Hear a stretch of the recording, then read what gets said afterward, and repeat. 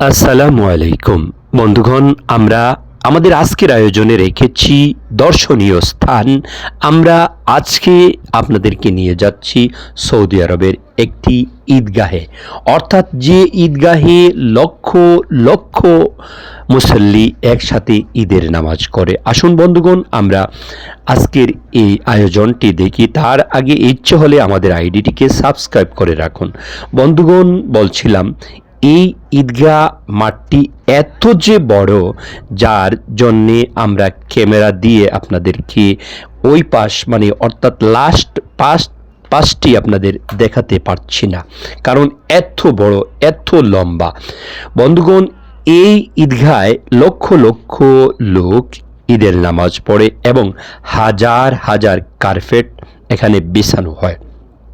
এই কাজটি করেন বাংলাদেশ থেকে যারা মসজিদের বিষয় এবং মাদ্রাসার কাজের বিষয়ে গিয়েছেন, তারা এই কাজটি করেন।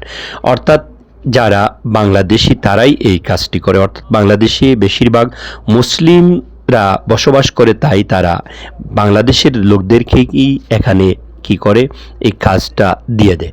আমিও ছিলাম সেখানে কাজে, যার জন্য আপনাদের উদ্দেশ্যে এই ভিডিওটি আমি করতে পারলাম বলে আলহামদুলিল্লাহ। বন্ধুগণ, ইচ্ছে হলে আমাদের আইডিটিকে সাবস্ক্রাইব করে রাখুন। আমরা সব সময় আপনাদের নিত্য নতুন জিনিস বা ভিডিও দেওয়ার চেষ্টা করে থাকি।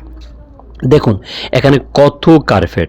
এই কাজটি শুরু হয় একেবারে ফজর থেকে, অর্থাৎ ঈদের প্রায় 3 দিন আগ থেকে এই কাজগুলো শুরু হয়। হাজার হাজার কার্পেট, যার জন্যে এত লোক এই কাজে লাগে যে একেবারে ফজর থেকে শুরু হয়ে সকাল 9টা পর্যন্ত এখানে কাজ চলে। আবার বিকাল অর্থাৎ সন্ধ্যা থেকে শুরু হয়ে রাত্রে 8টা পর্যন্ত এখানে কারেন্টের কাজ করা হয়।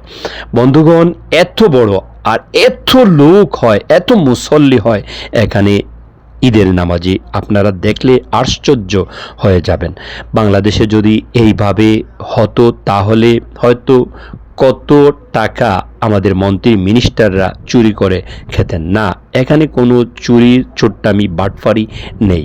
এখানের যারা আমির রয়েছে তারা তাদের পকেট থেকে আরও টাকা খরচ করে, সরকারি টাকার সাথে সাথে তারা তাদের নিজ পকেট থেকে আরও সরু কাজ দিয়ে এখানে টাকা দিয়ে এখানে হেল্প করে। অথচ বাংলাদেশে এইভাবে কিছু হলে আমাদের মন্ত্রী মিনিস্টার তাদের পকেট গরম করেন। বন্ধুগণ, আমাদের আজকের আয়োজন কেমন লাগলো বলবেন কিন্তু।